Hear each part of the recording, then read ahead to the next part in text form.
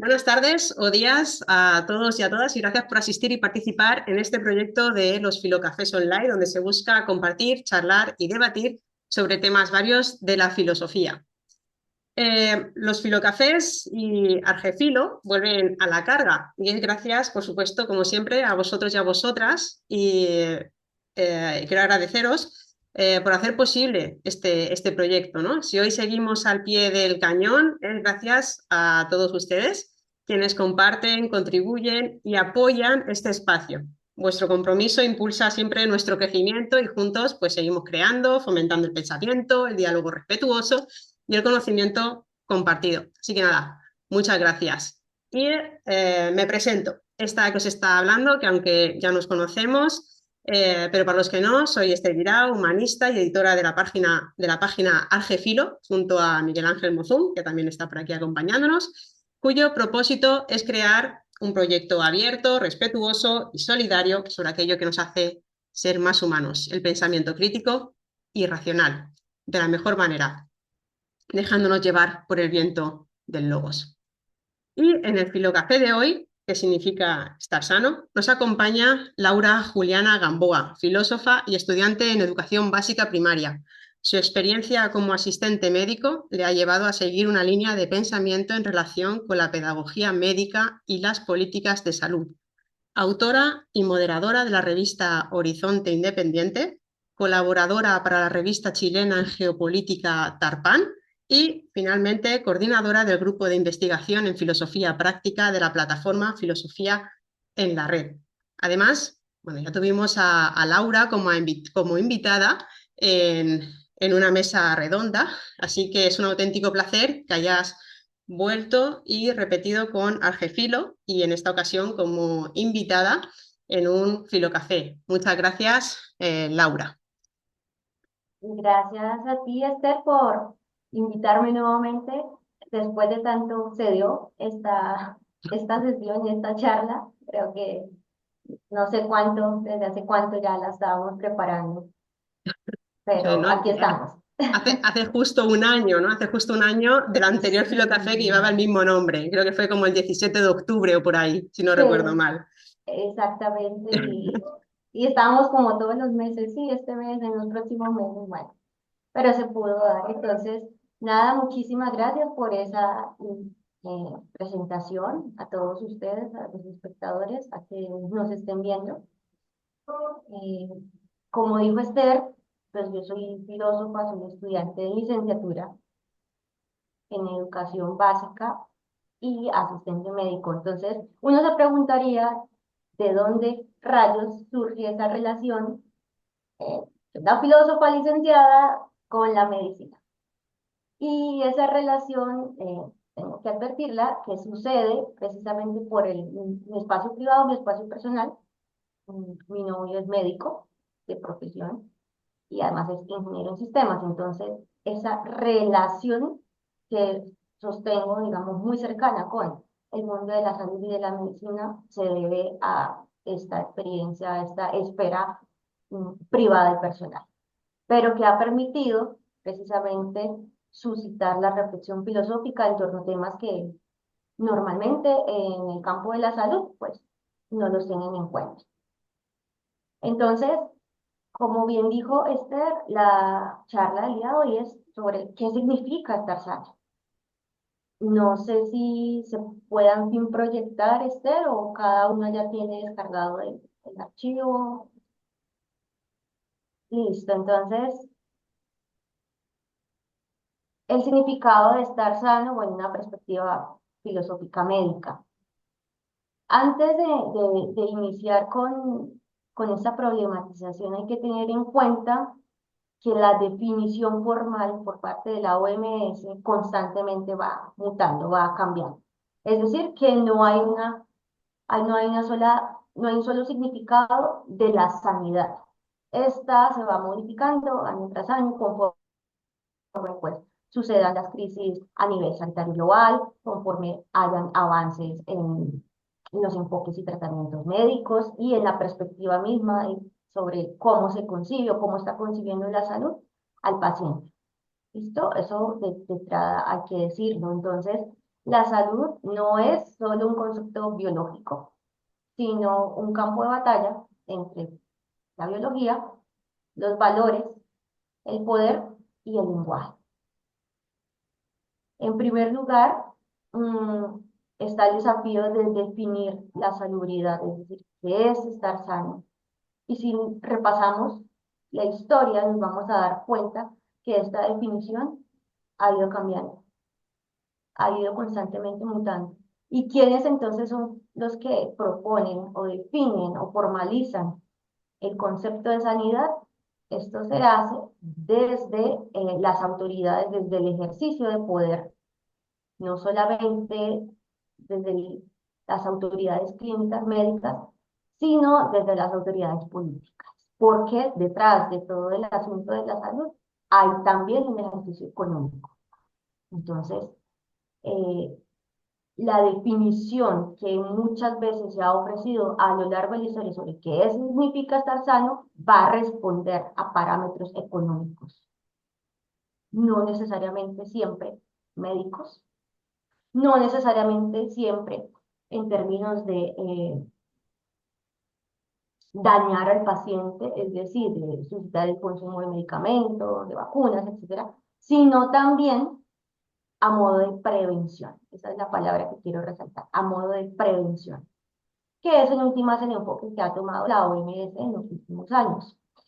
Entonces, todos buscamos la salud, pero su definición cambia radicalmente según la disciplina, ¿no? Desde la filosofía, por ejemplo, nosotros la abordamos desde la reflexión subjetiva, especialmente del paciente, hemos dicho, del que padece a alguna dolencia, alguna enfermedad, algún malestar, alguna, dirían en patología, alguna alteración.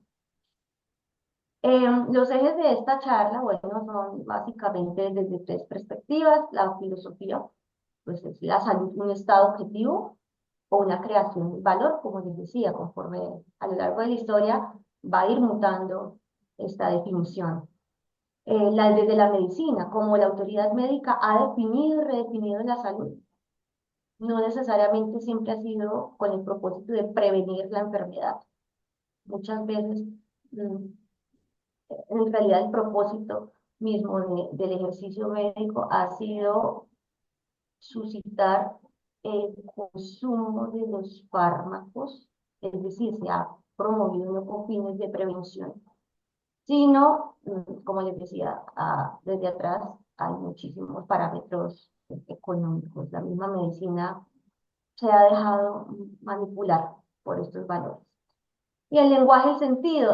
Aquí escogió un filósofo, yo creo que ustedes, bueno, algunos lo conocen, creo que todos, a Deleuze, desde el sentido. Cómo el lenguaje y el sentido determinan nuestra experiencia de estar sano. En últimas es una cuestión subjetiva, eh, porque es simplemente el paciente quien determina, quien manifiesta a su médico si se siente o no se siente bien. Muchas veces mienten, tanto para decir que están en un estado, digamos, óptimo, como para manifestar que están enfermos. ¿Continuamos? Listo. Entonces, pues lo que les contaba, la perspectiva de la OMS. Si nos ponemos a hacer un repaso, no terminamos a lo largo de la historia y a lo largo también desde qué mundo. No es lo mismo la perspectiva de la salud en el mundo occidental, puntualmente eurocéntrico, a la oriental, y si nos involucramos con los pensamientos ancestrales, creo que no acabaríamos nunca, esto daría para varias sesiones. Entonces, tomé la definición, especialmente de 1948, donde versaba que la salud, bueno, era un estado de completo bienestar, completo, un estado completo de bienestar físico, mental y social, y no solamente la ausencia de afecciones o enfermedades. ¿Cuál era el problema? Pues ese ideal de estar completamente bien, pues es inalcanzable. Y patologiza la existencia normal. Prácticamente todos estarían enfermos y incompletos porque habría que, como buenos filósofos, preguntarnos qué significa estar completamente bien. Es más, ¿qué significa estar bien? ¿A quién le tenemos que responder de esa manera? Bajo esas premisas nosotros nunca estaríamos sanos, pero esa era la definición que se manejaba por el aquel entonces, un estado de completo bienestar físico, mental y social. Y estamos aquí abordando tres ámbitos que se conectan profundamente, pero que se abordan de formas distantes. Y una cosa es estar bien o sano físicamente, otra cosa es estarlo mentalmente y otra cosa es estarlo socialmente. No son lo mismo. Cuando hablamos de salud, normalmente las personas solemos dirigir nuestro pensamiento al bienestar físico o al malestar físico, dejando de lado la salud mental y la salud social. Aunque bueno, en los últimos años se ha ahondado muchísimo en la prevención y en el tratamiento de las enfermedades y desórdenes pues, de salud mental. Y eso es muy importante porque en otro punto de la historia sencillamente no se contempla. Ahora, la definición en el 2025, esta es la definición que sacó la OMS este año, y es que la salud es un estado de completo bienestar físico y social, y no solamente la ausencia, ay, perdón, esa no es la, que lo copié mal, esa no es la definición, esa es muy cortica en realidad. Y la pueden buscar si lo quieren, definición, ajá.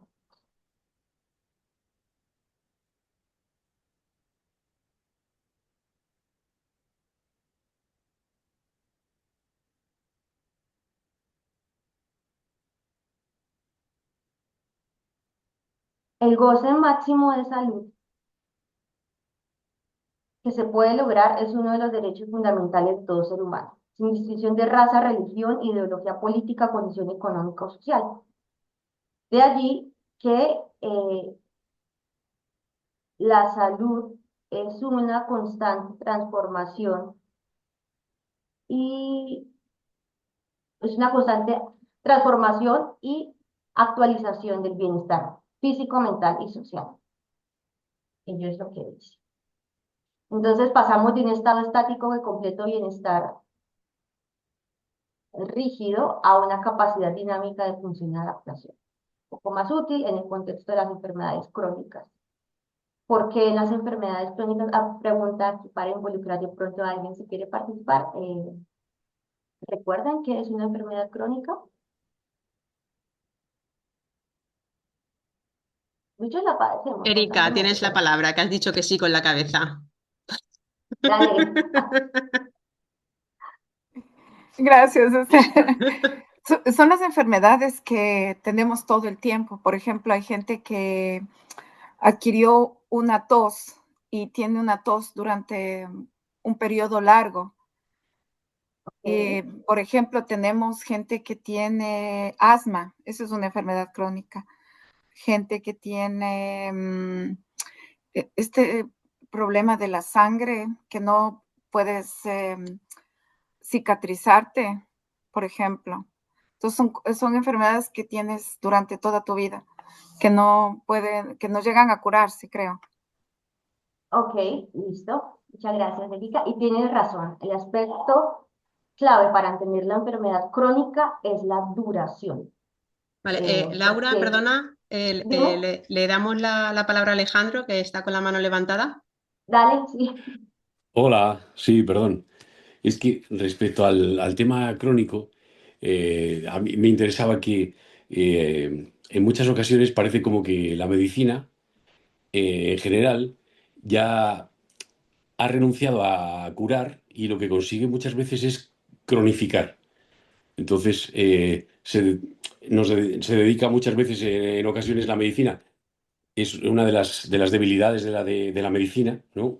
Que podríamos decir que es incapaz de sanar, de curar, de erradicar, y lo que hace en muchas ocasiones es cronificar de una manera un poquito pues, menos menos incisiva o menos molesta para el paciente, pero en realidad lo que vemos es que en muchísimas ocasiones a lo que se dedica realmente es justamente a eso, a cronificar, tener al paciente controlado, pero con una medicación, con algo que es para siempre. Es decir, cuando es bastante sencillo para algunos médicos decir, no, esto ya lo vas a tener que tomar para siempre. A partir de que cumples una cierta edad, es muy sencillo. O sea, quiere decir que son muchas las personas a las que van al médico y ya a partir de este momento es, no, esto ya es para siempre.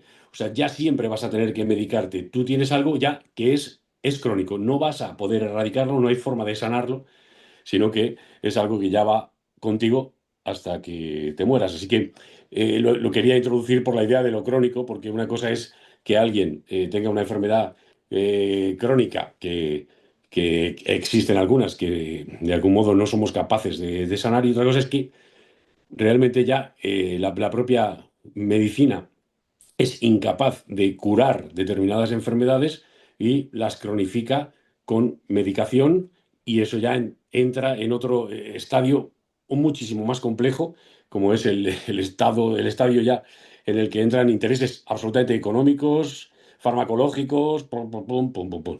Solo quería eso. Ok, Mm. muchas gracias, Alejandro. ¿Alguien Gra- más? Gracias, Alejandro. Tienes la palabra, Miguel Ángel. Pues muchas gracias. Era respecto a esto que dice Alejandro, porque hace poco, ¿no? Pues efectivamente estuve también estudiando cuestiones de tendencias o macrotendencias en salud, y una de ellas pues se ve cómo la genómica más el análisis de datos, ¿no? Pues va a llevar a un tipo de tratamientos farmacológicos pues mucho más potentes, se puede decir, y como una de las cosas que se espera que se produzca con esto es que efectivamente cosas que serían de mortalidad pasen a ser cronificadas, ¿no? Entonces, sí que entiendo la idea de debilidad y la cuestión económica que sospecha Alejandro, y que puedo estar de acuerdo también, pero yo creo que se complementa también con un gran avance, es decir, que es una debilidad y una fortaleza cronificar enfermedades. Por ejemplo, el SIDA, pues oye, se cronificó. Y también la idea de que pasa a un estado de no enfermos, no sanos, pero pasa a un estado distinto, porque también creo que ya lo hablamos en el otro Filocafé. Sí, no son incapaces de curar eso, pero parece que eso ya no genera pues el problema mental o social que pueda estar derivado de ello, ¿no? Sino que a lo mejor pues puede, una vez que se está solucionando ese problema físico concreto, o cronificándolo, ¿no? Sin que se den los agravantes o la degeneración hasta o la corrupción del organismo, ¿no? Hasta llegar a la muerte de una forma más o menos rápida, sino cronificar ese por siemprismo, ¿no? Ese intentar que sea para siempre, pues puede ayudar también, en este caso, a la sociedad a poder pues llevar una vida más o menos socialmente o mentalmente muy similar a la de una persona que no tiene algo cronificado, ¿no? Yo, por ejemplo, tengo enfermedades crónicas y, bueno, pues no sé hasta qué punto esas enfermedades, cuando, no sé si vosotros tenéis crónicas, pero las crónicas lo que hacen es convivir con ellas y aprendes a vivir con ellas, y no parece que estés enfermo tampoco. Llega el momento en que tú no te autopercibes así, es decir, no hay una autopercepción, por eso digo que se pasa como a un otro estadio, ¿no? Entonces simplemente era comunicar esto, pero que vamos, que también de acuerdo en que quizás si hay un interés por parte de la industria de cronificar enfermedades y para lucrarse, podría ser también, es decir, podría estar detrás de poner la atención, poner los recursos en la planificación en lugar de esa sanación que también que decías, que a lo mejor se pudiesen. Desconozco por qué casos a lo mejor en los que también no solamente es cuestión económica, sino a lo mejor cuestión de conocimiento real o de investigación, o sea, desconozco, ¿eh? Pero vamos, siempre entra ese comentario. Muchísimas gracias. No sé, Esther, si hay alguien más. No, por ahora no hay nadie más. Gracias, Miguel Ángel y Yo, Laura. Ah, perdona, que, Débora. No te había sí, que visto la no sé mano. sí, es Disculpa. que no sé dónde quedó la manito, no, se me perdió. Se fue. Eh, brevemente, ¿no? Que le contaba a Esther que rescaté un gatito, y respecto al tema de salud en el ámbito veterinario, que me he informado bastante, es un gran negociado el tema de la salud. La enfermedad renal crónica, mi gato tiene una condición renal crónica, está en estadio 2, son 4, y además tiene asma crónica. Entonces, el negociado respecto a la salud en el ámbito veterinario gira en torno a estas marcas de comida, Hills, Royal Canin, a nivel mundial. Sí. que se prescribe a los gatos y a los perros con esta condición, digamos, puede ser renal, hepática, etcétera, que consuman estos alimentos, que a la larga lo que gatilla es la muerte de este animal.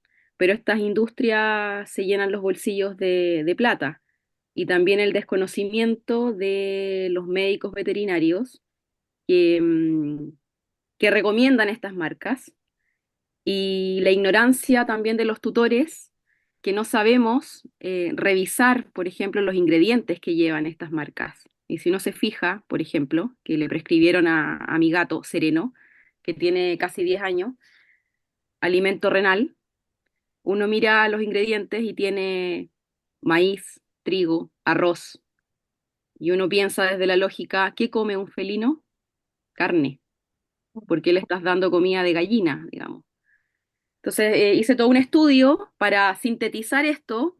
Está, digamos, el lado positivo de la medicina veterinaria y Sereno está con una nutricionista de Córdoba que me atendió por videollamada y está con una dieta natural, digamos. Está comiendo lomo de cerdo, pechuga de pollo, panita, una dieta que cocino diariamente y el gato ha repuntado y esa condición renal crónica está estancada. El gato revivió, está sano, anda arriba de los árboles, el asma también se ha mantenido a raya.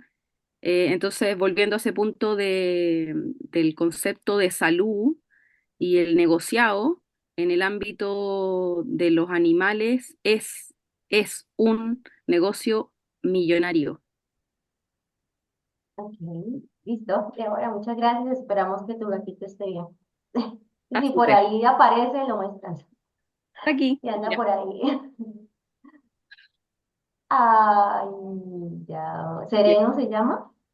Sereno, sí, es muy tranquilo Sereno. y bueno, el nombre tiene que ver con el ideal estoico, ¿no? La serenidad, la ataraxia. Es muy tranquilito, pero tiene Se, carácter, el muchacho. se le ve en la cara.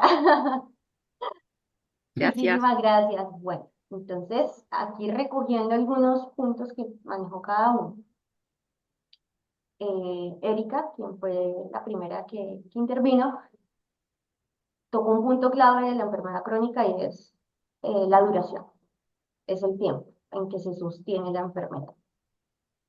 Después estábamos, creo que intervino Alejandro, si no estoy mal, donde sostenía que muchas veces en el ejercicio médico, mejor dicho, desde la perspectiva de nuestra posición como pacientes, sentimos y parece ser, y muchas veces en realidad es así, que los médicos no buscan o no pretenden curarnos, sino sostener la enfermedad crónica. Bueno, aquí hay un asunto de fondo y es que hay que distinguir el tratamiento de la cura. No todas las enfermedades se curan. Ojo, la mayoría se tratan. Por eso yo les decía que la palabra fundamental de esta charla era la prevención, era un ejercicio de prevención. Entonces, Alejandro decía, bueno, ¿y por qué me condenan para el resto de la vida a tomar determinados medicamentos como si ya no tuviese yo más salida? Lo que pasa es que por tendencia estadística, este medicamento te va a ayudar a que, pues, a que, digamos, no se reitere o no empeore la situación. Cuando nosotros, por ejemplo, nos envíen una orden médica, una fórmula, tendríamos que preguntarnos, como buenos filósofos, esta enfermedad, bueno, este padecimiento, esta patología que yo presento, ¿se cura o se trata? Entonces, de ahora en adelante, cuando vayan a consulta médica, pregúntenle al médico, ¿esto se cura o se trata? Porque no todas las enfermedades se curan. Entonces, y eso es, por ejemplo, las personas, yo creo que todos nos hemos escuchado en algún momento, ¿por qué no hay una cura para el cáncer? ¿Qué tal que sí ya exista una cura para el cáncer, pero que no es económicamente viable para las farmacéuticas dar o hallar la cura para el cáncer? La primera pregunta es de qué tipo de cáncer estamos hablando, porque es que el cáncer no es uno. ¿De qué tipo de cáncer estamos hablando? Y si no se pone a revisar la literatura médica, Muchos de los cánceres tienen tratamiento y cura con muy buenos resultados. Entonces, hacer esa distinción de ahora en adelante, ok, padezco, ¿se cura o se trata? Y si se cura, ¿de qué manera? Y si se trata, bueno, ver la extensión del tratamiento. Ahora, por eso es que existen los controles médicos, solamente que las personas a veces, como que yo ya no siento nada, yo por allá no vuelvo, y da la sensación de normalización que sostenía Alejandro, y que después creo que Miguel también decía, es un punto donde ya uno convive con el padecimiento, porque pues parece que no hay malestar alguno, pero sabemos que está allí, porque se ha sostenido, se ha mantenido a raya, pues que para eso son los controles médicos. La mayoría los ignora cuando le va bien. Cuando les va mal, allá los tienen todos los días buscando el médico. Pero si les va bien con el tratamiento, por allá no se vuelven a aparecer, porque creemos que la ausencia del malestar es porque se curó la enfermedad. Y no es así, necesariamente. Y en últimas, lo que decías, Débora, de los intereses económicos que hay detrás de toda esta industria de la salud, es totalmente cierto. En el ámbito oncológico, que es como con el que tengo un poco de aproximación debido a que mi novio trabaja en piso de oncología, los medicamentos son absurda y ridículamente costosos. O sea, así tú vendas tu casa, tu auto, no te va a dar, no te va a dar. No sé en sus países, pero aquí en Colombia existen las EPS, y muchas de ellas son las que pues patrocinan, ¿no? Porque no hay manera de costear este tipo de medicamentos.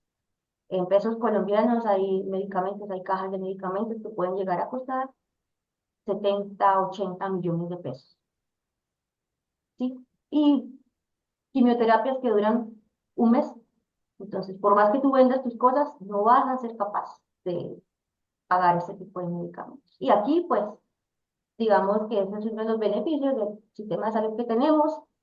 Se ha podido abordar a muchos pacientes oncológicos porque es el Estado quien costea este tipo de medicamentos. Pero si no se pone a hablarlos quitando el apoyo estatal, queda uno perdido, condenado a la muerte. También tiene que ver mucho el nivel del costo por el nivel de producción, es decir, las investigaciones en términos farmacológicos son muy costosas y dependiendo de quiénes la van a consumir, por ejemplo, el paracetamol, ¿sí? El acetaminofén, que es, digamos, uno de los medicamentos que tienen mayor consumo y que son de venta libre, pues se puede propagar, se puede dar a la mayoría de la población, entonces su costo es viable, es accesible, pero no es lo mismo con un medicamento de, de quimioterapia para pacientes oncológicos, no es lo mismo, porque la mayoría de la población no presenta pues cáncer. Sin embargo, yo no sé si esto los asuste o cómo les pongan las cosas. Las tasas de cáncer se han disparado, se han disparado. Yo no sé de pronto unas cuantas décadas más adelante cómo esté la cifra, pero lo deja uno pensando qué está pasando. O si es más bien que se está visibilizando las cifras, pues porque también puede suceder que a lo largo de la historia hayan habido la misma cantidad o más o menos la cantidad parecida de personas que padecen cáncer en algunas de sus manifestaciones y pues no se visibilizaban, ¿no? También porque se desconocía la enfermedad, no había cómo manifestar eh, el padecimiento, etcétera, pero me parece que las cifras están bastante elevadas a nivel mundial. Y pues eso era lo que quería yo tocar respecto a sus intervenciones. Continuamos. Entonces, todo esto tiene que ver con una autoridad y con el poder. ¿Autoridad desde dónde? En términos políticos, económicos y médicos. Tenemos a un autor que me gusta mucho, que es George Canguilhem, que es filósofo y es médico. El autor sostiene que la salud no es la normalidad estadística. Estar sano es la capacidad de enfermar y recuperarse. de establecer nuevas normas de vida ante la adversidad, ante la presencia patológica. Bueno, esto lo pueden hallar en este libro bastante sencillo, comprensible, accesible, se llama Lo normal y lo patológico. Esta sensación o este juego de la normalidad, como bien lo saben en la filosofía, especialmente con Foucault, y ya lo vamos a tocar con la biopolítica, estos valores de normalidad se establecen por épocas, ¿no? Y van a responder a intereses políticos, económicos y pues en este caso médicos también, ¿no? Dependiendo cuál es la enfermedad del momento, qué es lo que está sucediendo en el momento y qué crisis tenemos. ¿Recuerdan el famoso COVID? Bueno, allí tenemos un ejemplo de a qué estaba respondiendo el ejercicio médico e investigación médica en ese momento, a las vacunas, que tenían que ser, o parecía que tenían que sacarse en tiempo récord. Estábamos contra el reloj y era una crisis a nivel mundial. Entonces, esa sensación de normalidad, por ejemplo, en la pandemia se rompió. Lo que era normal se rompió. Lo normal era que pues, yo podía salir de mi casa sin tapabocas, sin andarme preocupando, sin cambiarme la ropa cada vez que ingresaba nuevamente a mi casa. Esa sensación de normalidad se rompió por completo. Pues, estábamos recluidos sin tapabocas y si salíamos, pues cambiarnos la ropa inmediatamente ingresábamos nuevamente o bañarnos. Y se estableció otro parámetro de normalidad que era eso. Era normal cargar con tu tapabocas, cargar con tantos tapabocas, incluso post pandemia, las personas seguían utilizando tapabocas, el lavado de manos se intensificó. Por algunos meses parece que se sostuvo las medidas de bioseguridad, ya después como que se olvidó a nivel social, ya el lavado de manos nada que ver, el uso del tapabocas en espacios públicos, el cambio de ropa, pero en su momento hubo, es decir, se rompió la normalidad que había antes de la pandemia y se estableció otra. Entonces, la salud no responde a esos, o bueno, idealmente no responde a esos parámetros de normalidad, porque la pregunta, ¿qué es lo normal y cuál es la normalidad estadística? El hecho de que la mayoría de personas, por ejemplo en pandemia, en el mundo no muriesen por COVID, no significa que no hubiesen muerto. De hecho, podría casi que asegurar que aquí todos los que estamos conectados conocemos a alguien que murió o escuchamos de alguien cercano que murió por el COVID. Entonces, responder a esa normalidad rompe también con la subjetividad. Nosotros no podemos medir el estar sanos, o sea, mi salubridad, mi estado de salud frente al de otra persona, porque es una cuestión subjetiva. Sin embargo, para yo poder establecer, definir y realizar la literatura médica y las investigaciones, pues sí tengo que aplicar la estadística. Si yo veo que en una investigación en una población funciona a la mayoría X medicamento, no significa que absolutamente a todas las personas les vaya a funcionar el medicamento, pero por tendencia sí va a suceder. Y también por tendencia va a suceder a quienes no les funcione o les cause efectos adversos. A veces culpamos injustamente a los propios médicos. ¿Por qué me envió un medicamento si es que me empeoró? Bueno, cada cuerpo es diferente. Parece que fuésemos iguales, ¿no? Cada organismo reacciona de manera diferente y eso tiene que ver con muchísimas circunstancias. Segundo, tenemos bueno, sobre este primer punto, no sé, intervenciones, rápido, comentarios. Sí, Erika tiene la mano levantada, así que Erika, tienes la palabra. Muchas gracias. Laura, justamente lo que tú dices ahorita me hace como una retrospección de todo lo que dijiste antes sobre lo que era el bienestar físico, que el bienestar físico, o sea, ¿qué es la salud? Y que el bienestar físico puedes estar bien físicamente, puedes estar bien psicológicamente y puedes estar bien socialmente. Pero a lo que tú planteas ahorita, esto de qué es el estar bien y cómo culturalmente te educan para estar bien. O sea, yo puedo afectarme de lo que la sociedad me dice, porque justamente tomando lo de la pandemia, por ejemplo, aquí nosotros no hicimos encierro. Lo que sí se hacía era el distanciamiento, pero aquí no, aquí no se sentía porque todo el mundo es distanciado, pero había en toda la calle, se marcó en las calles y en todo lado, así 1,5 metros, ¿no? Y a los maestros nos pusieron un sellito que decía, yo te quiero, pero con distanciamiento. Así nos pusieron para que los niños no nos abracen, pero igual yo decía, pero sabes, y entonces la idea aquí en Suecia era de que todo el mundo se enferme. O sea, nosotros no usábamos, ni siquiera había cómo comprar tapabocas porque los tapabocas estaban para el hospital. Pero como te dijeron que la mejor forma, el ministro hablaba todo el tiempo y decía, la mejor forma de combatir el COVID es que todo el mundo se enferme.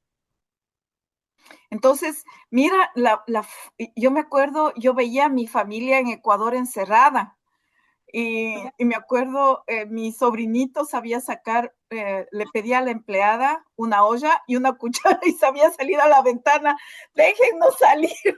Mi sobrinito tenía 3 años y decía que queremos salir protestando porque hubo muchas protestas en el Ecuador. Saben, Latinoamérica tiene esto de las protestas en la calle.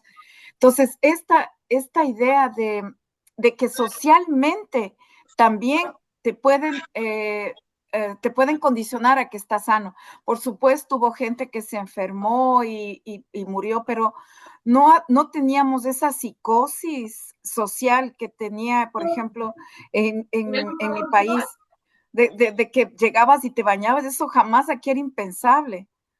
Los niños iban a las escuelas normalmente, o sea, si tenías gripe, ahí sí tenías que quedarte en la casa y escuchabas las clases online, pero de ahí todo mundo normal. Entonces, si te convencen que la salud, o sea, es una cuestión social también, personal y, también como psíquica, dentro de la psíquica, de la psicología social, ¿no? Entonces también eso, ¿cómo se llama? Poverca, ay, perdón, eso es sueco, como afecta también a tu propia concepción de qué es, de que tú eres saludable o no eres saludable. Muchísimas gracias, Erika. ¿Alguien más? Alejandro, levanta la mano también. Alejandro, tienes la palabra. Mm. No, bueno, no. Respecto a esto que dice Erika, creo que había una compatibilidad, ¿sabes? Entre la posibilidad de que efectivamente, como, como especie, fuera conveniente que todos, o sea, que la mayoría cogiera la enfermedad y individualmente, pues podría no ser interesante porque a ti te podía afectar de modo que murieras. Había mucha gente que no. Entonces, se produce una compatibilidad. Es decir, que el ministro vuestro tenía razón, es mejor que lo coja todo el mundo, pero a lo mejor era mejor que mi tía abuela no lo cogiera, porque ella podría morir, ¿no? Se producía ese choque frontal entre lo que puede beneficiar a la especie y lo que puede beneficiar a individuos. Retomo, pero muy brevemente, solo retomo un poco la idea un poco de antes, porque cuando me refería a las ideas un poco o sea, a lo que era la cronicidad, pero muy breve solo, era porque solo la idea de que, claro, yo no me refiero a enfermedades graves para las que no tenemos tratamiento, sino a enfermedades para las que podría existir otro tratamiento. Y sin embargo, no se explora, y justamente por lo que decías tú, Laura, de que, oye, el tratamiento que me han puesto me va bien. Perfecto. Eso a veces es algo que es absolutamente negativo para ti, porque el tratamiento que te ha puesto te va bien, con lo que te vas tomando te va bien, con la medicina que estás tomando, con las cremas que te estás poniendo, estás funcionando. Entonces dices, vale, ya está. Y eso impide explorar otras posibilidades que al final podrían ser más interesantes para ti, puesto que por el principio este fundamental de que lo que nos cura no son las medicinas, ¿no? Sino que lo que cura es el cuerpo. Entonces, si lo que ha de curarse es el cuerpo, cuantas menos medicinas, mejor, las justas para que el cuerpo sea el que sane, que es el que tiene que sanar. Ya. Listo, gracias, Alejandro. hay más intervenciones. Creo que había un mensaje, Esther, en el chat. Sí, acabo de verlo, sí. Por aquí, uy, me he pasado. Por aquí José Miguel dice, si la medicina no cura, sino que se limita a tratar, hay algo que no cuadra, ¿no lo creen? Es extraño que una enfermedad que se da por curada, sin embargo, su supuesta curación haya provocado diversos efectos secundarios en el paciente. Es como si la medicina se hubiera convertido en una ciencia puramente especulativa. ¿Qué opinan? Y lo es que lo es. O sea, a nosotros nos han vendido la idea de que la medicina es objetiva, exacta, concreta. No lo es, y es que por naturaleza, a ver, como diríamos, ontológicamente es imposible. ¿Por qué? Porque cada cuerpo reacciona de manera diferente. Entonces, lo que para ti no, a tu cuerpo no le provoca efectos adversos, es más, lo que a ti no te enferma, a mí me puede enfermar. Así de sencillo. Por lo tanto, no puede apuntar a sostener y lanzar ideas mm, de curación, es decir, todas las personas que padezcan esta enfermedad pueden curar, bueno, van a curarse. No. Lo que pasa es que, nuevamente la estadística, tendencialmente va a suceder. ¿Por qué? Porque en las investigaciones la mayoría de la población parece que ha reaccionado de forma bien, por ejemplo, a cierto fármaco. Pero eso no quiere decir que no exista alguna persona en este mundo a quien le haga daño este tratamiento farmacológico, que presente efectos adversos. Lo que a ti puede que no te enferme, a mí sí. Y eso sin mencionar el mapa genético, ¿no? Ya lo que trae el regalito biológico que traemos al nacer. Algunos estamos con ciertas disposiciones, predisposición genética a ciertas cosas, otros no. Entonces, esa idea que parece estar en el aire a nivel social, donde la medicina tiene que responder de forma objetiva, concreta, no es así cuando tú te adentras y empiezas a entender cómo funcionan eh, las cosas en el ejercicio médico. De hecho, Alejandro me hizo reír porque decía, es verdad lo que decías, lo del tratamiento, o no, parece que está bien y lo deja de usar o no se aparece nuevamente por allá a consulta, a los controles médicos. Y, y los médicos son como los profes que se quejan de sus estudiantes a veces, de estos chicos no obedecen, no hacen caso. Bueno, lo mismo sucede con los médicos. Estos pacientes le dicen que haga X cosa y vaya a hacer justamente lo contrario. Pero eso sí, llega al consultorio a pelear con el médico de por qué no me funciona esto, o deme doctor algo que me cure ya esto, cuando nuevamente no hacemos la distinción entre cura y tratamiento, como que espérate, yo no tengo el poder de darte un medicamento que te quite el padecimiento de inmediato. Pero es también ausencia del diálogo y de la educación por parte de los médicos con el paciente. Se ha olvidado. Parece que el médico en plena consulta médica simplemente se dedica a decir, bueno, a escribir la historia clínica, y eso cuando la escriben de forma, la mayoría lo escriben de forma horrible, innombrable, eso da vergüenza. Yo tengo que decir, la mayoría de los médicos escriben una historia clínica que da vergüenza, vergüenza. So excusa del tiempo, ¿no? ¿Cuánto tiempo tenemos por consultar? Eh, pero no es justificación, da realmente vergüenza. Tenemos historias clínicas de 3 líneas, 3 líneas. Y eso sin mencionar que la historia clínica es un documento legal. O sea, en un futuro llega a sucederte algo como paciente y que el médico, ¿cómo se va a defender si no has escrito nada? No has definido nada. En el mismo ejercicio médico olvidan ese tipo de cosas, y sobre todo la pedagogía médica, que debe haber a la hora de la consulta. Si nos explicasen a nosotros como pacientes, por ejemplo, que hay enfermedades que sí se pueden curar, hay otras que se tratan, por qué deberíamos seguir el tratamiento, cómo funciona el medicamento en nuestro cuerpo, bueno, cómo podría reaccionar. Si nos educasen, comprenderíamos desde otra perspectiva la salud y entenderíamos que ese ideal de normalidad es por tendencia, pero no significa que a mí no me vaya a suceder o que no me pueda suceder o que si me sucede es culpa del médico porque me dio X pastilla o porque no me dio tal pastilla.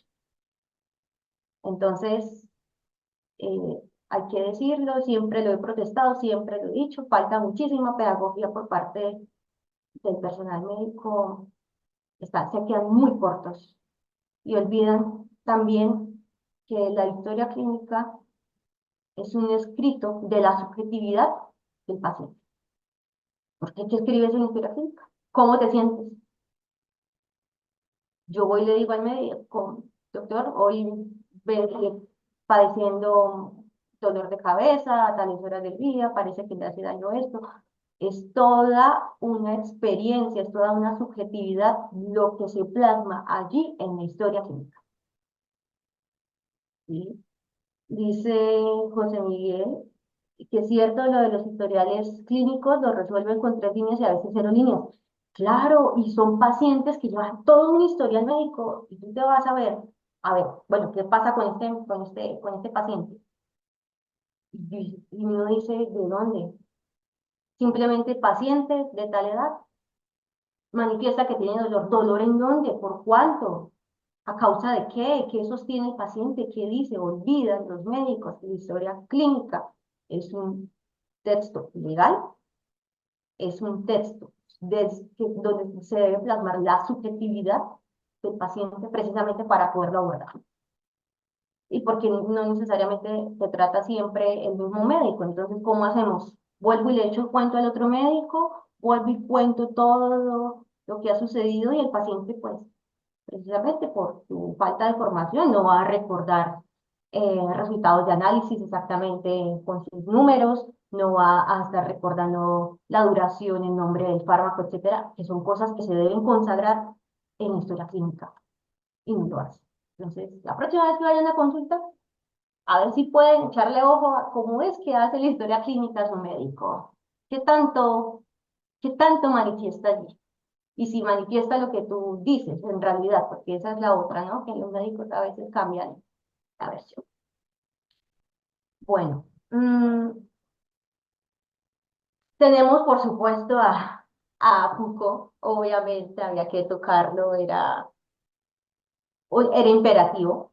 Entonces, la medicina moderna y por ende la definición de pues, salud o enfermedad es una forma de control social y un ejercicio de poder sobre los cuerpos y las poblaciones. Lo que decía Erika, a nosotros, bueno, ellos no les caló la idea de que nos dejaron poner presión de que tenían que tomar las normas de bioseguridad en el momento de la pandemia. También quizás por el contexto, no habían recursos, no había manera de hacerlo, porque como ella dice, la mayoría de recursos de protección iban dirigidos a los hospitales, precisamente porque era el personal médico quien estaba directamente en contacto con los pacientes por COVID. Entonces, sí, el estándar de salud y de enfermedad es una forma y es un ejercicio de control social y es un ejercicio de poder que responde a cuestiones políticas, ideológicas y a intereses económicos. Si no, piensen un momento en la depresión, cómo ha sido abordada a lo largo de la historia. Ni siquiera en algún punto se le prestaba atención, o era un capricho de la condición humana, o si decías que se sostenía, se tenías pensamientos estructurados de autolesión, entonces reclúyalo a un centro de salud mental, que eran espantosos si nos ponemos a revisar la historia. El ejercicio de presión, entonces, claro, en su momento nadie quería decir que estaba sintiéndose mal mentalmente. ¿Para qué? Para que me vayan y me recluyan. Y de ahí la idea que ha persistido. Todavía las personas dicen, no, no, uno les habla de ir a terapia, al psicólogo o al psiquiatra y dicen, no, pero es que yo no estoy loco, yo no quiero ir al loquero, a mí no me envíes por allá. Porque es que eso nos ha enseñado la historia. Esa ha sido la forma de presión por parte del ejercicio de poder y las políticas ideológicas. Con el ejemplo de la depresión. Padecer una depresión era algo inconcebible, o sea, estás mal, ¿cómo vas a estar de esa manera? Y si está de esa manera, sí, sí, sí, vaya y reclúyase allá con personas que también estaban padeciendo otro tipo de patologías, y a veces ni siquiera es otro tipo de patologías como tal, sino sencillamente en algún punto no se encontraban bien, inmediatamente terminaban allá, con los peores tratos, tratos inhumanos. Entonces, esas ideas persisten a lo largo de la historia, como les dije. Si ustedes se ponen a revisar sus vidas, de pronto alguna vez escucharon lo que les dije. Y a mí no me envíes al psicólogo, a mí no me envíes al psiquiatra, es que yo no estoy loca, yo no quiero terminar en un manicomio. Pero esa fue la idea que vendieron en su momento. ¿Cuál es la idea que tenemos actualmente? Eh, ha sido muy positiva, por lo menos, como les dije, la salud mental ha empezado a concebirse de otra manera. Ha empezado a concebirse en primer lugar. Antes ni siquiera se trataba, se reflexionaba al respecto. Ha empezado a concebirse. Hay mejores formas de concebirla, de tratarla, sí, no necesariamente, allí vienen los enfoques, no necesariamente con tratamiento farmacológico, también existe la terapia cognitivo-conductual, que no requiere fármaco. Continuamos, ¿está? Y bueno, el juramento hipocrático, que creo que todos hemos oído, que es la autoridad clásica, entonces, aunque enfocado en la ética, su esencia, nunca causar un daño intencional, establece el deber de la medicina como alivio del sufrimiento y recuperación del bienestar, subyugando el ser sano a la práctica del saber ver. Entonces, idealmente y éticamente debería suceder tal cual como pues lo describió y lo intentó Hipócrates. Pero ya nos hemos dado cuenta, o desde lo que yo he manifestado, que en el ejercicio real médico no siempre sucede, más no suele suceder. Y también responde esta conducta de los médicos nuevamente a cuestiones, a presiones económicas, especialmente de los hospitales. Por ejemplo, aquí en Colombia el tiempo de consulta es ridículo, 20 minutos, máximo 30 minutos. ¿Por qué? Porque entre mayor cantidad de pacientes le pongan a un médico, mejor facturan más, sin importar si realmente ese tiempo es adecuado para el paciente. ¿Puedo yo en 20 minutos saber si el paciente, puede en 20 minutos el paciente manifestarme qué tiene? Pero no importa, o sea, realmente a la industria económica, a la industria de salud, no importa, porque es que lo que importa es qué tanta cantidad de pacientes estoy viendo. Ay, no me importa si viene mal, si viene más o menos, no me interesa. Entre más veas, mejor. Es más, si te queda un hueco, te pongo otro paciente. Eso, o sea, para concebirlo, no sé en sus países como cuál sea el tiempo de consulta, eso sería interesante. Cuánto más o menos tarda la consulta. Y yo estoy hablando aquí desde las consultas por EPS, es decir, las públicas, porque por ingreso privado no sé exactamente, no sé si alguien quiera compartir cuánto estas experiencias, cómo les ha ido. Sí. Alejandro, tienes la palabra, Ah, vale. pero antes voy a hacer mención, perdón Alejandro, a una cosita que menciona aquí José Miguel, que dice Titi Cut Follies, es el primer documental del director Frederick Wiseman.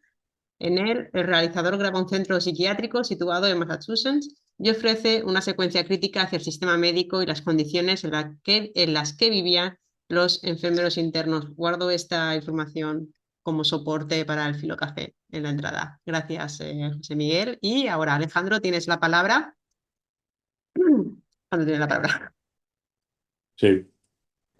Eh, bueno, no, comentar una cosa solo sobre lo que dijiste de la depresión como evidentemente una de las cosas que, vamos, sin cuestionar nada de lo que dijiste, solo añadir si cabe la idea de que, claro, frente a un mundo que ofrece tantísimas posibilidades, justamente nacen ciertas enfermedades en determinados lugares del mundo que resulta que, claro, no son admisibles si las comparas con el resto del mundo, aun cuando se están dando de hecho, y parece que se produce ahí un conflicto entre el hecho y el derecho, ¿no?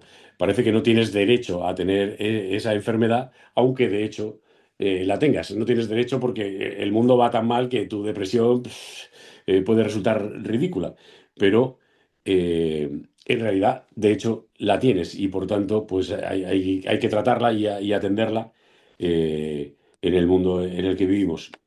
Y otra cuestión era respecto a la cuestión del tiempo y de la atención de los médicos, era la posibilidad de introducir un factor que sucede, bueno, respecto al tiempo, aquí en España es lo mismo, o sea, son 5 minutos por paciente o 7 minutos por paciente, o sea, en España no es mucho más, o sea, sabes que si el médico está contigo y está con una sensación venga, venga, no, vamos al grano porque no. Entonces, ahí se produce una cosa que a mí me irrita especialmente, que es la falta de confianza en el paciente. Es decir, que al final, claro, cuando no hay tiempo, la autoridad ejerce, se impone, porque claro, cuando no tenemos tiempo es como cuando estamos con los niños. Oye, nos tenemos que ir al cole, no tenemos tiempo, tengo que imponer mi autoridad. O sea, venga, y el niño puede tener unas necesidades que a ti se te están escapando en ese momento y que pueden ser absolutamente importantes para él y que en otro mundo, con mucho tiempo, pues podríamos atender con generosidad y con tranquilidad y hasta a lo mejor sería más sano. Lo desconozco, pero la cuestión es que en la consulta del médico sucede eso. O sea, sucede que no hay tiempo y por tanto el médico no le queda más remedio que ejercer su autoridad porque tiene una mañana muy cargada y lo sabe perfectamente. Y entonces, si tú le dices, mira, estoy dispuesto a hacer una serie de cosas, tómate esto. O sea, tómate esto. Yo entiendo lo que dices, pero hay una desconfianza en el paciente, como ya he oído muchas veces historias de los pacientes siempre venís con vuestros rollos, pero lo cierto es que al final el que sabe aquí de qué va esto soy yo, y lo que tienes que hacer es tomarte esto o dejar de hacer esto, o en fin, es esta idea de siempre ay, me duele aquí, ¿fuma usted? No, no fumo. Vaya, se nos escapó una de las posibilidades más cercanas. O sea, ya teníamos ahí una de las cosas que teníamos ahí. Bueno, no fuma ya, pero bebe, ¿no? Bueno, de vez en cuando. Ahí está la cosa. O sea, bueno, en fin, siempre estamos como encontrando eso para decir, venga, largo de aquí, porque no tengo tiempo para determinadas cosas, ¿no? Siempre hablando de enfermedades medio bajas. Y bueno, fundamentalmente era eso, ¿no? La idea de introducir la idea de, aparte del tiempo, que efectivamente está ahí, la confianza en el paciente, que a veces me parece tan importante como el tiempo de la consulta, a veces con menos tiempo, pero con más confianza en el paciente. Se podría, claro, yo creo que el médico tiene que confiar en mí. O sea, no creo que cuando llego allí soy un lerdo al que le puede soltar tres cositas y largarse, ¿no? Creo que me tiene que tratar con respeto como yo le trato a él y que sé algunas cosas, igual que él las sabe, sobre lo que estamos tratando. Y sin embargo, pues esto no se produce porque él tiene demasiada prisa y además tiene la autoridad suficiente como para largarte y, en fin, confianza en el paciente como otro de los factores que creo que podría introducirse. Súper, Alejandro, muchas gracias. No sé, Esther, ¿alguien más? Aquí nada, no me acuerdo simplemente que recuerdo una vez que yo fui al médico y el médico se tomó, bueno, su tiempo. O sea, estuvo conmigo casi 2 horas y yo me quería ir ya. Y él me dijo, toco, toco, toco, toco, pero entonces esto, puedes hacer esto. Y yo, tengo prisa, ¿me puedo ir ya? O sea, es un caso excepcional, ¿no? Pero sí es cierto, ¿no? Que el médico, que está muy relacionado con esta idea que se ha hablado antes, ¿no? De la pedagogía médica, ¿no? Esa crítica de que ya no se tomas tu tiempo en escribir lo que tienes, el diagnóstico y demás, porque tampoco pasa tiempo contigo. Entonces esa relación médico-paciente ya no existe, ¿no? El médico también era esa persona como tu confidente, ya no existe ese confidente dentro de la medicina, ¿no? Y bueno, tampoco quiero decir mucho más, era esto, simplemente al tiempo que se escuchaba. Si podemos continuar. Seguimos con la siguiente diapositiva. Bueno, esto es en breve. Los enfoques que se han venido asumiendo son dos. El primero es el naturalismo descriptivismo, La salud es una cuestión de hecho biológico, un funcionamiento típico de la especie, y es la ausencia de disfunción. Así define el naturalismo, el descriptivismo, el estado de salud. Bueno, un autor que hace parte de esta corriente es Christopher Burse. La salud es un funcionamiento estadísticamente normal y eficiente de los sistemas orgánicos, independientemente de los valores culturales.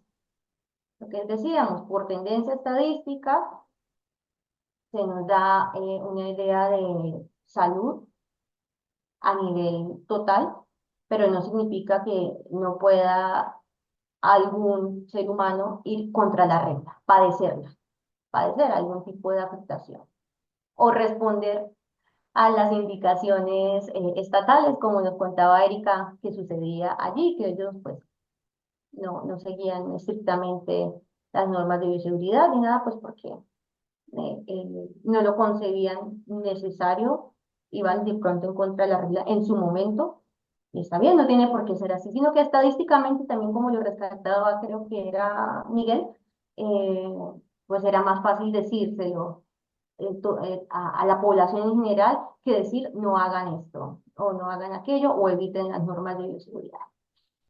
Continuamos.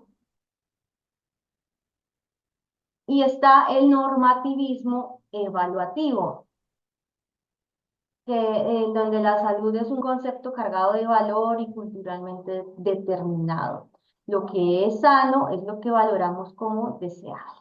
Aquí nuevamente los griegos, lo bello, lo bonito y lo bueno.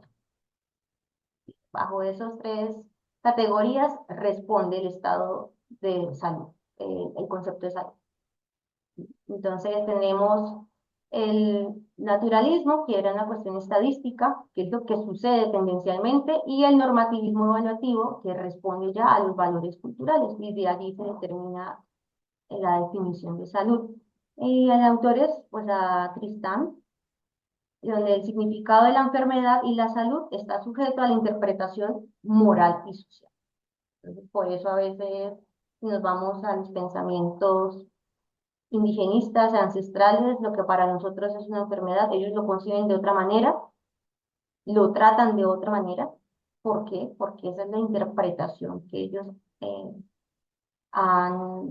es la interpretación que ha perdurado a lo largo de los siglos, y más pues en ellos que suelen mantener sus concepciones, sus mitologías, sus formas de abordar el mundo. Entonces, para hacer como esta distinción en los enfoques. Seguimos. Y bueno, aquí ya es como para ir centrándonos y terminando. Yo les dije que íbamos a manejar a Deleuze. Y es Deleuze y la pregunta por el sentido. En este caso, ¿cuál sentido? ¿Cuál es el sentido de estar sano? ¿Cuál es el sentido? Entonces, tenemos la obra, una de las obras más conocidas junto a Guattari, que es El cuerpo sin órganos, en Nimezeta.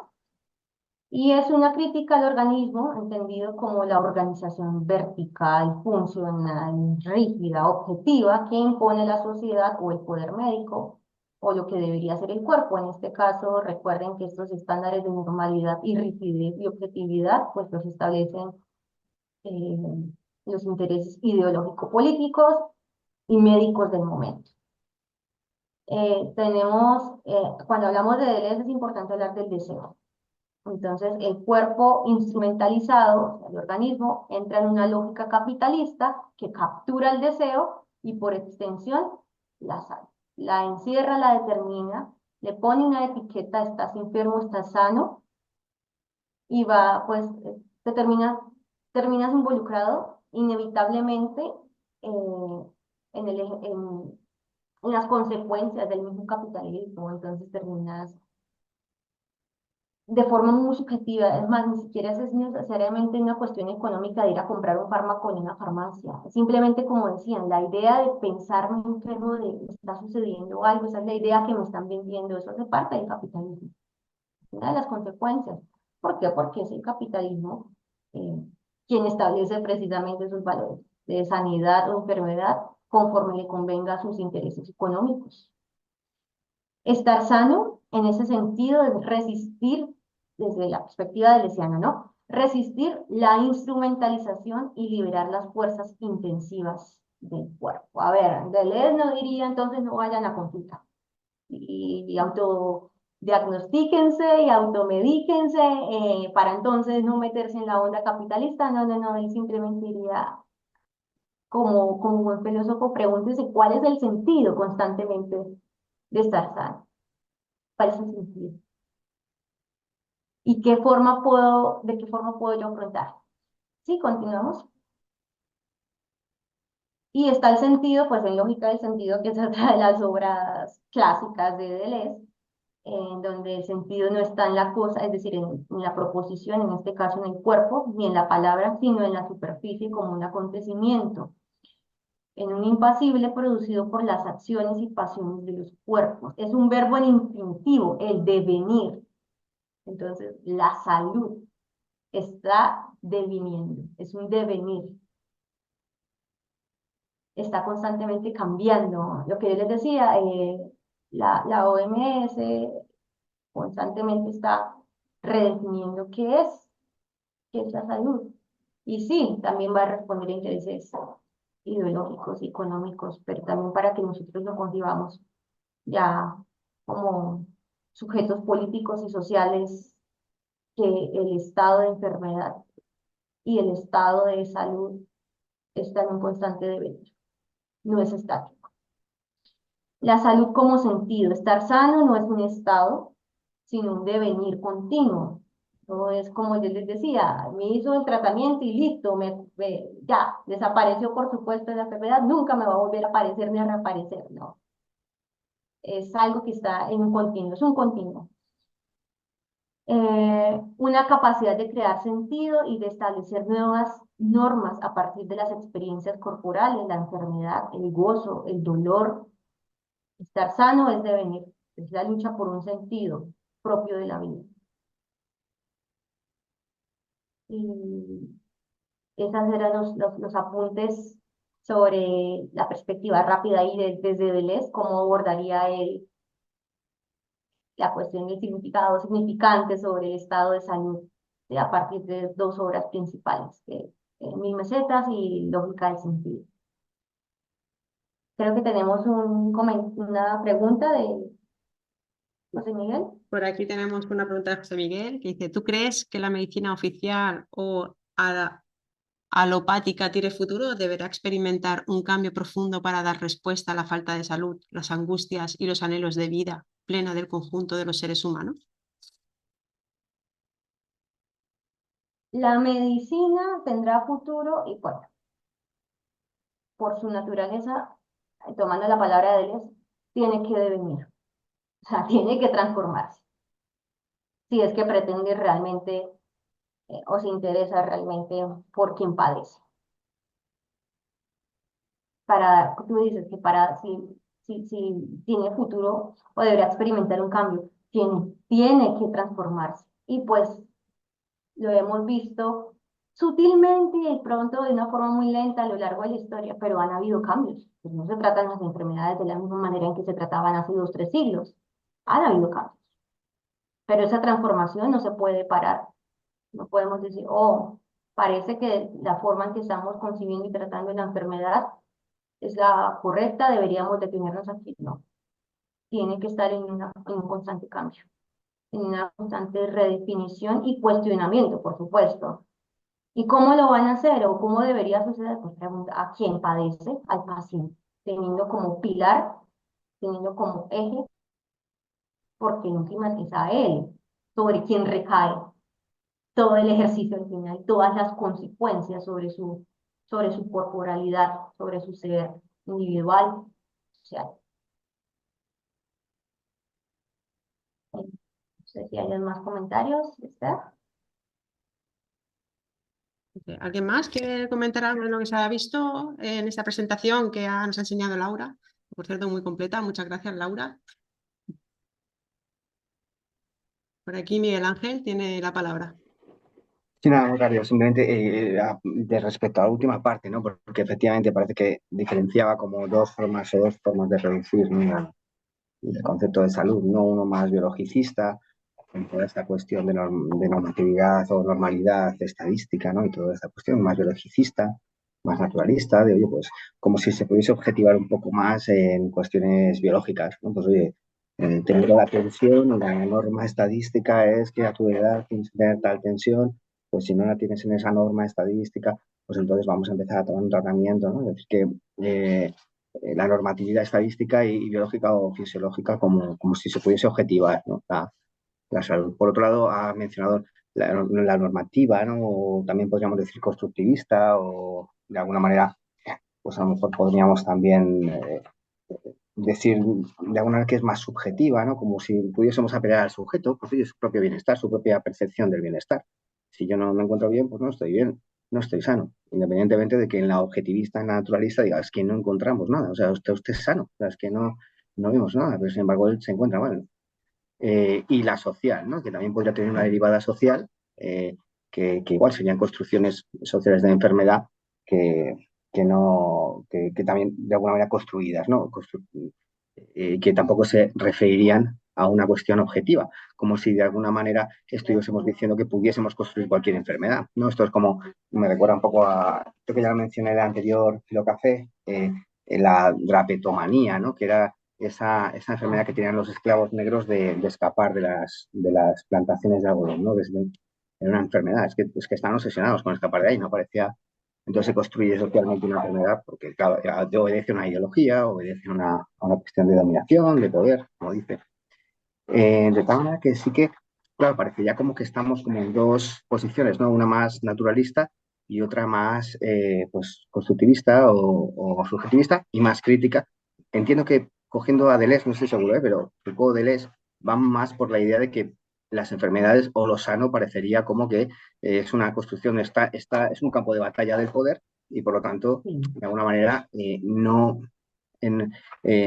estarían atendiendo a esa reducción más naturalista, sino que, bueno, sea una cuestión más no atada a la biología, ¿no? Como esa cuestión de idea posmoderna de que de alguna manera las verdades biológicas también son constructos ideológicos, es decir, que estaríamos todo el rato en constructivismo, ¿no? Como si...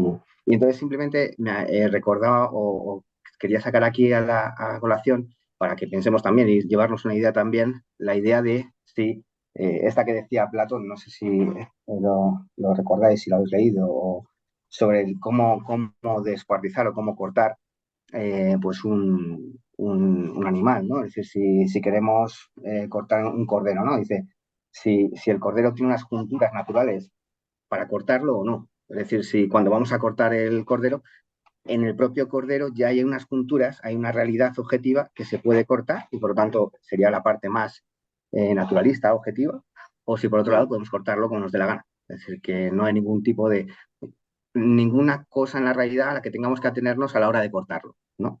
Y entonces, bueno, simplemente esta cuestión.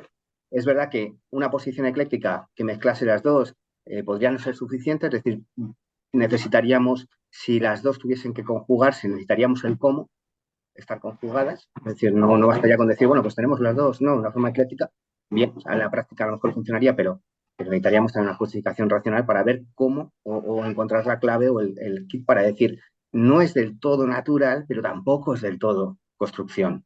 La salud parece que estaría en una especie de juntura, ¿no? Nuestras propias herramientas nos van diciendo cómo cortar el cordero, ¿no? El lobo con sus colmillos, con su propia herramienta natural, corta de una manera, ¿no? Nosotros con un cuchillo cortamos de otra.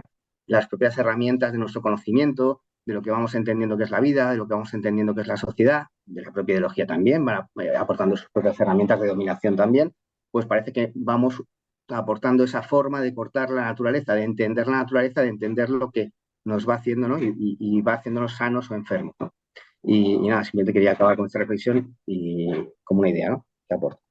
Muchísimas gracias, José Miguel. Y estás en lo cierto. Lo ideal y lo que parece que está empezando a hacer la medicina en pleno siglo XXI es intentar sintetizar estos dos enfoques, pero hace falta algo. Falta otro ingrediente. Todavía no sabemos cuál, pero falta otro ingrediente para que esto logre tener resultados reales y viables, beneficiosos para el paciente. pero no basta con sintetizar el aspecto estadístico con el aspecto subjetivo moral del paciente. Parece que hace falta algo más, no se sabe todavía si es un poco más de la lógica, de la objetividad, o es un poco más de concebir y apreciar la subjetividad y los ideales y las concepciones que trae el paciente consigo mismo, como cualquier sujeto, pero está en esa construcción. Yo soy bastante, pues tengo esperanzas de que la medicina logre estar trabajando, no que lo logre, recuerden que esto es un devenir, pero que sí esté trabajando por realizar terminar el ingrediente de esa síntesis, añadirle lo que haga falta y que se debe estar modificando según la época. Tú aquí nos compartes la historia de la locura en la época clásica de Foucault, por supuesto. Sí, creo que es un libro maravilloso y que hay que repasar y ahí nos damos cuenta de qué manera se aborda eh, el estado de locura, bueno, lo que hoy en día no se llamaría locura, sino esquizofrenia, pero muy interesante y gracias por las sugerencias tanto de documentales como de libros que nos has compartido el día de hoy. Muy bien, pues muchas gracias. Y entonces vamos a dar por finalizado este Filocafé o este encuentro que hemos llevado a cabo hoy. Una vez más, gracias Laura por la presentación que nos has compartido, el tiempo que te has tomado en prepararla y por supuesto en informarnos e ir un poquito más al detalle de lo que significa la salud, ¿no? Ha sido una diapositiva y un encuentro para mí muy interesante, ¿no?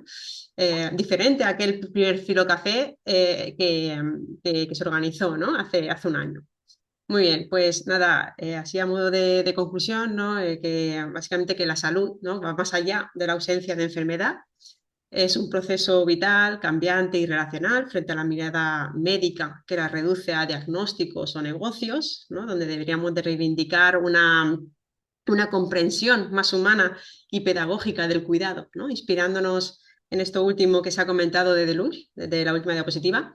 La salud debe ser vista como un devenir, una fuerza creativa que nos impulsa a reinventar nuestras formas de vida, adaptarnos y resistir lo que nos limita. Así, por lo tanto, estar sano no es un estado fijo, sino una práctica continua de equilibrio, conciencia y transformación compartida. Una vez más, muchas gracias, Laura, por acompañarnos, por la presentación que has preparado y asistentes, participantes, por vuestras intervenciones, por los que habéis estado escuchando y, por supuesto, pasar una mañana o tarde de domingo con Argefilo. Y espero que podamos vernos, escucharnos y dejarnos llevar por el viento del Logos en los próximos Filocafés.